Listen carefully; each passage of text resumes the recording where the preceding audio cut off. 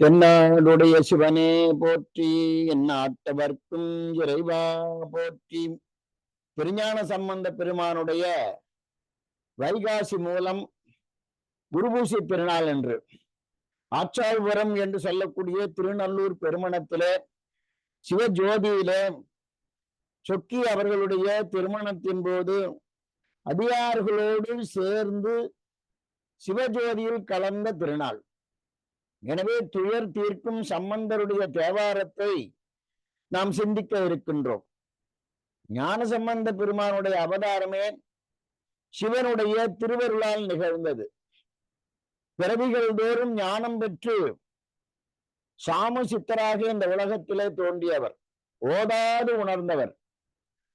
வள்ளற் பெருமான், திருவள்ளுவர் போன்றவர்கள் எல்லாம் என்ன சொல்லுகிறார்கள் என்றால், ஒரு பிறவியில கற்றது ஒருவருக்கு 7 பிறவியிலும் வரும் என்று சொல்லுகின்றார். ஒருமைக்கண் தான் கற்ற கல்வி ஒருவருக்கு எழுமையும் ஏமாப்புடைத்து.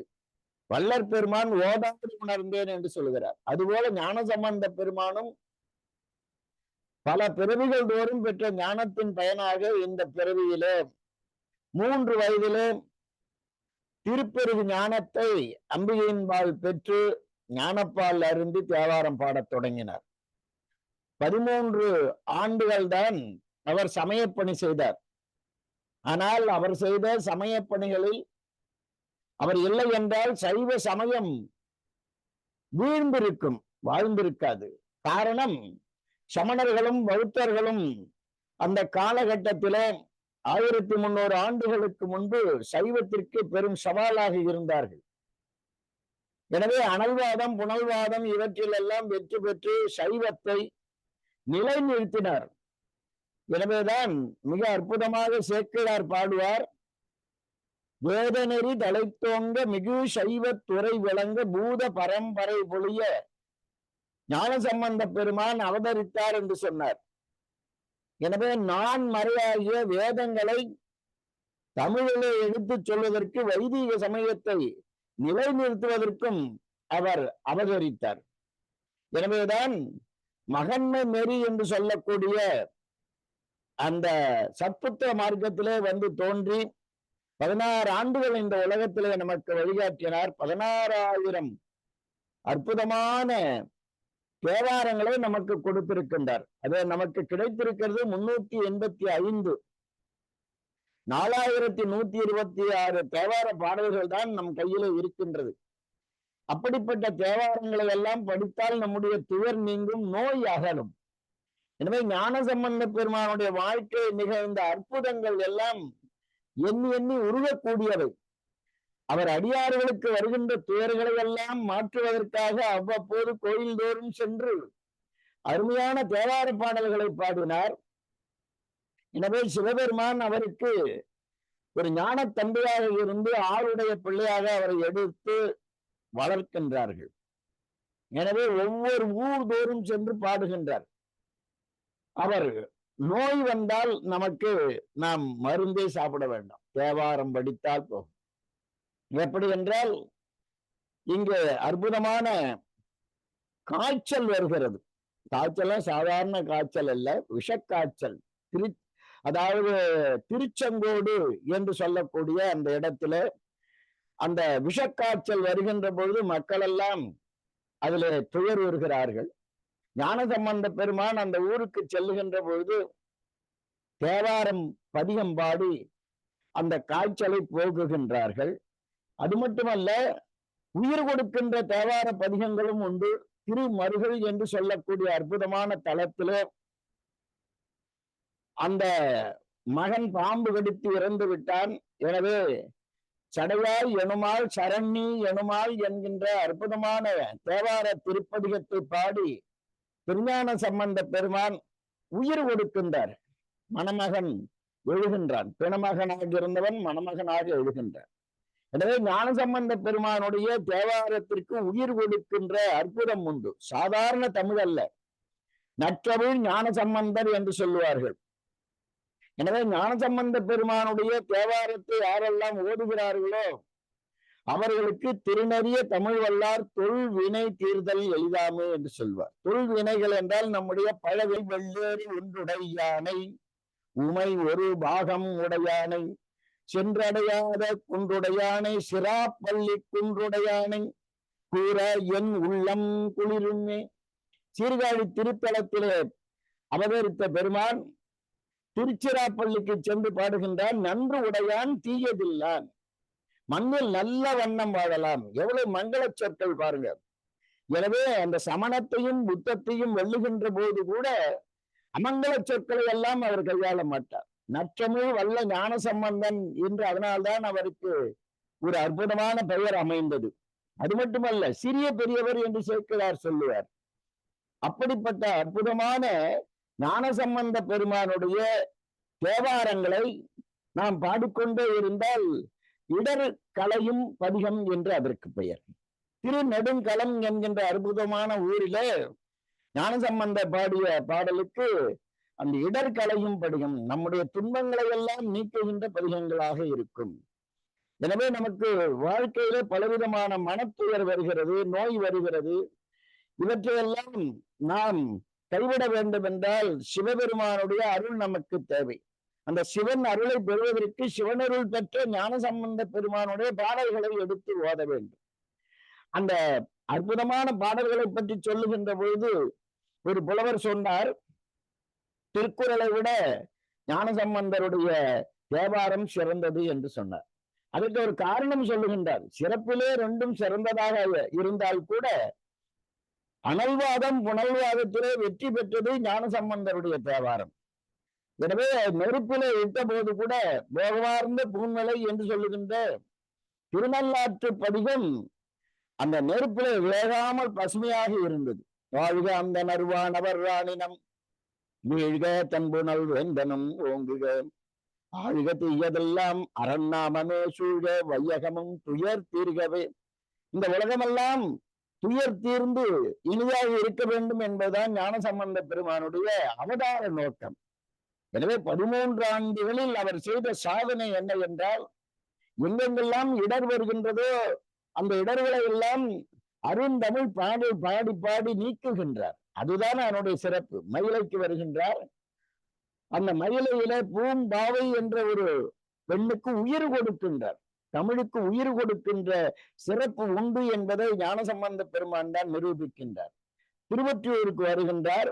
விடையவன் மின்னும் மண்ணும் தொட நின்றவன் வெண் மழுவாள் படையவன் உடை கோவணம் பல்கரந்தை சடையவன் சாமவேதன் சசிதங்கிய சங்கவெந்தோடு உடையவன் ஊனமில்லி உறையும் இடம் ஒற்றியூரே. அந்த ஒவ்வொரு ஊருக்கு வருகின்ற பொழுதும் அந்த அடியார்களுடைய துயர் என்ன என்று அறிந்து அந்த துயர் நீக்க பதிகம் பாடுகின்றார். அப்பர் பெருமானும் ஞானசம்பந்த பெருமானும் சேர்ந்து திருப்பூந்துருத்தியிலிருந்து மிக அற்புதமான சிவப்பணிகள் செய்கின்றார்கள். அப்பொழுதுதான் திருநாவுக்கரச பெருமான் வேதாரண்யம் என்று சொல்லுகின்ற திருமறை காட்டிலே சொல்லுகின்றார். நாளும் கோலும் சரியில்லை என்று சொன்ன உடனே கோளறு பதிகம் பாடுகின்றார். மதுரை நோக்கி போகின்ற பொழுது கோள் அரு பதிகம், அதாவது நவக்கிரக தோஷங்களை நீக்குகின்ற அற்புதமான ஒரு பதிகத்தை ஞானசம்பந்த பெருமான் பாடுகின்றார். இரு தோழிவன் வெண்பிடம் உண்டு கண்டன் மிக நல்ல வீணை தடவி. அற்புதமான அந்த பதிகத்தை நாம் பாடுகின்ற பொழுது நவக்கிரக தோஷங்கள் நமக்கு வராது.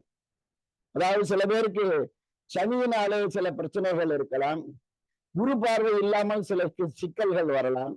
எனவே இந்த கோள்களால் வருகின்ற சிக்கல்களை தீர்ப்பதற்காகவே அற்புதமாக பாடுகின்றார். எனவே நாளும் இன்னிசையால் தமிழ் பரப்பும் ஞானசம்பந்தர் என்று அற்புதமாக சுந்தரமூர்த்தி நாயனார் பாடுகின்றார். அதுல என்ன சிறப்பு என்றால், நாளும் இன்னிசையோடு தமிழ் பரப்பியவர். அதாவது 24 வகை பண்களை கையாண்டிருக்கின்றார் திருஞான சம்பந்தர்.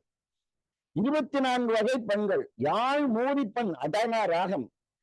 இந்த ஒரு பண்ணை பாடி யாழ் வாசிக்க முடியாமல் அந்த யாழை முறித்து போடுகின்ற அளவுக்கு மிக அருமையாக திருநீலகண்ட யாழ்ப்பாணருக்கு போட்டியாக பாடுகின்ற ஒரு அருமையான ஒரு பாடலை திரு எருக்கத்தம்புலியூரிலே பாடுகின்றார்கள்.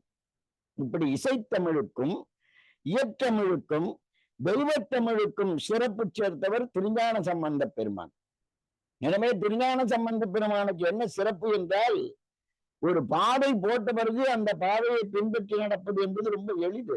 ஆனா பாதை முதல்ல போடுவதுதான் கடினம். ஏனென்றால் கல்லையும் முள்ளையும் நீக்கி முதலாக பாதை அமைக்கின்ற ஒரு துயர் இருக்கின்றது. அதை செய்து முடித்தவர் தான் திருஞான சம்பந்தர். சமணமும் பௌத்தமும் சைவத்தை அழிப்பதற்காக வந்தது. காரணம் அவருடைய மொழி பாலி மொழி, சைவத்தினுடைய மொழி தமிழ் மொழி. எனவே சைவத்தை வாழ வைப்பதற்காக வந்தவர் ஞானசம்பந்த பெருமான். எனவே சிவபெருமானால் இந்த உலகத்திற்கு அனுப்பப்பட்டவர். அப்படிப்பட்ட அந்த தெய்வத்தமிழை கொண்டு வந்து ஊர்தோறும் 225 ஆலயங்களுக்கு சென்றிருக்கின்றார். எவ்வளவு? 225 ஆலயங்கள். அதாவது 13 ஆண்டுகள் தான் அதற்குள்ளே அவர் தரிசித்த ஆலயங்கள் 225. அதுல 16,000க்கு மேல பதிகங்கள் பாடியிருக்கின்றார்கள். நமக்கு கிடைத்தது அதுல 385 பதிகம், 4126 பாடல்கள் நமக்கு கிடைத்திருக்கு. இன்னும் சொல்ல போனால் பெரிய புராணத்திலே சேக்கிழார் பெருமான் எழுதியது 4286 பாடல்கள். அதை விட ஒரு 100 சொச்சம் தான் குறைவு. அவ்வளவு எழுதியிருக்கின்றார், கிடைத்திருக்கின்றது ஞானசம்பந்தருடைய பதிகங்கள். எனவே அந்த ஞானசம்பந்தருடைய பதிகங்கள் ஊர்தோறும், அதாவது ஒரு இடத்துல பனை மரம் காய்க்கவில்லை, எனவே அந்த ஆண் பனை எல்லாம் பெண் பனையாக மாற்றி அந்த பனை நுங்கு காய்க்கின்ற அளவுக்கு பாடல் பாடுகின்றார்.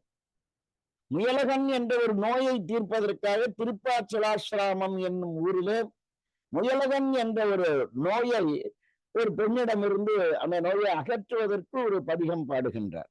எனவே அடியாருக்கு என்னென்ன துயர் வருகின்றதோ, நோய் வருகின்றதோ, இடர் வருகின்றதோ, இதையெல்லாம் அருண் தமிழ் பாடலாம் பாடி சிவனுடைய அருளை பெற்று ஞானசம்பந்த பெருமான் நமக்கு வழிகாட்டி இருக்கின்றார்.